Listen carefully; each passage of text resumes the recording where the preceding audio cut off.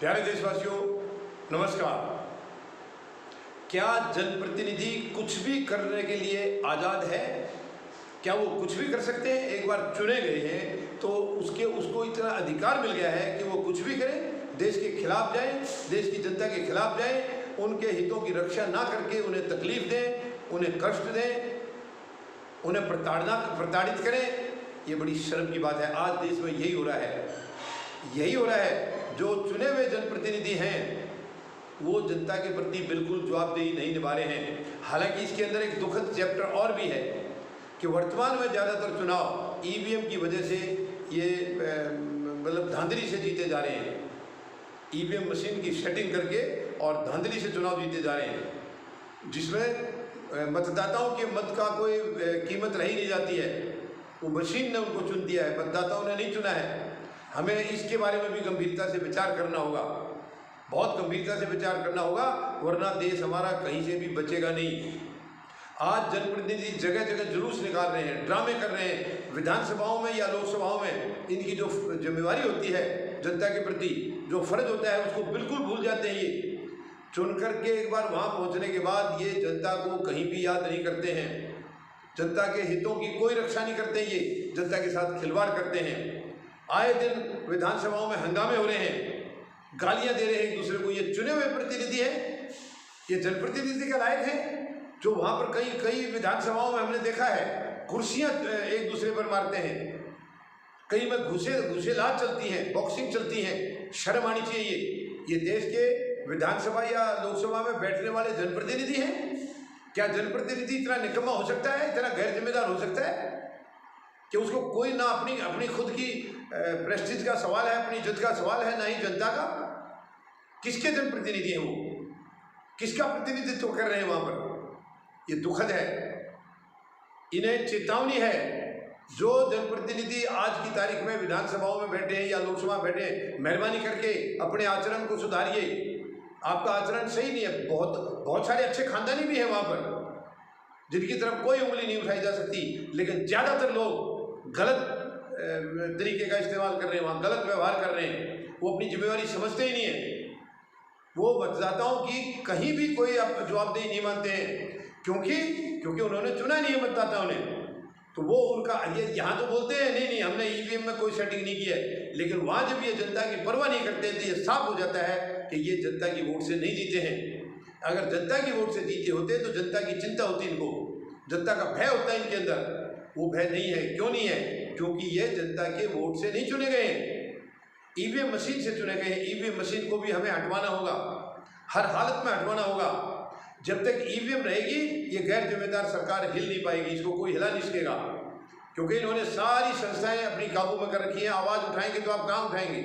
किस प्लेटफॉर्म पर आप आवाज़ उठाएंगे? सारे प्लेटफॉर्म पर इन्होंने कब्जा कर रखा है, नाजायज कब्जा। ये अपनी पावर का गलत इस्तेमाल कर रहे हैं, गलत इस्तेमाल करके जनता को बिल्कुल मूर्ख बना रहे हैं, ये अंधेरे में रख रहे हैं, जनता को गलत रास्ता दिखा रहे हैं।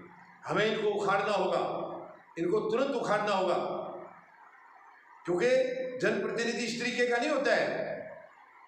जनप्रतिनिधि का व्यवहार पूरा प्रदेश और देश देखता है। वर्तमान में कोई चिंता नहीं है।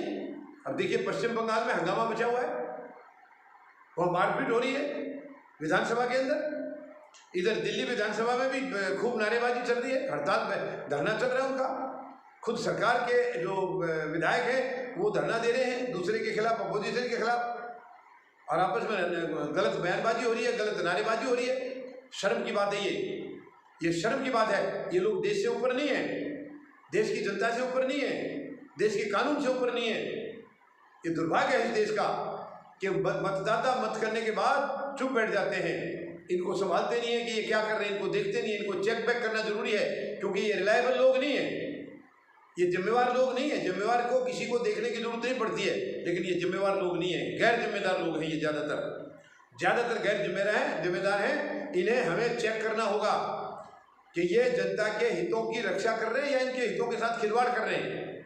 ये हमें देखना होगा मजबूती से, इनके साथ ये चेक करके, और इनको विवश करना है कि वो जिस मकसद के लिए वहाँ बैठे हैं उस मकसद को पूरा कीजिए, वरना बाहर का रास्ता दिखाना होगा इनको।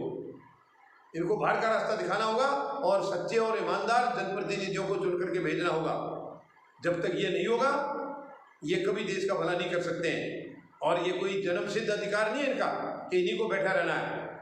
और हमें ये भी ध्यान रखना होगा, आइंदा से मैं निवेदन करूंगा जनता से, जो भी जनप्रतिनिधि जिसके हल्के में है, आप उसकी पूरी एक्टिविटीज़ नोट करके रखें, उसके व्यवहार को नोट करके रखें। जिसका गलत व्यवहार है, जो जनता के भावनाओं के खिलाफ काम करते हैं, उनको नोट करके रखें और चुनाव में उनको बाहर का रास्ता दिखाएं, बाहर का रास्ता दिखाएं। आने वाले समय में आपके वोट की कीमत होगी, क्योंकि मशीनों को किसी भी हालत में हम लोगों को बैन कराना है।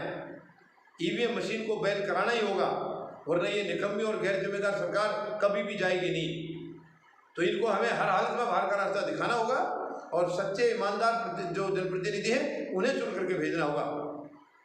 ये जाति पात से, अपने पराये से ऊपर उठना होगा। हमें केवल सच्चे और ईमानदार लोग, चरित्रशील लोगों को ही चुन के भेजना होगा, ताकि वो सबका कल्याण कर सके, सबके हितों की रक्षा कर सके। लूट मार ना करें, भ्रष्टाचार ना करें और कोई गंदी हरकत ना करें, ये हमें इंश्योर करना होगा।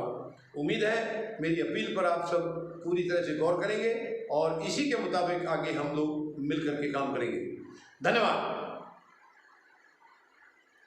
जय जवान, जय किसान, जय हिंद।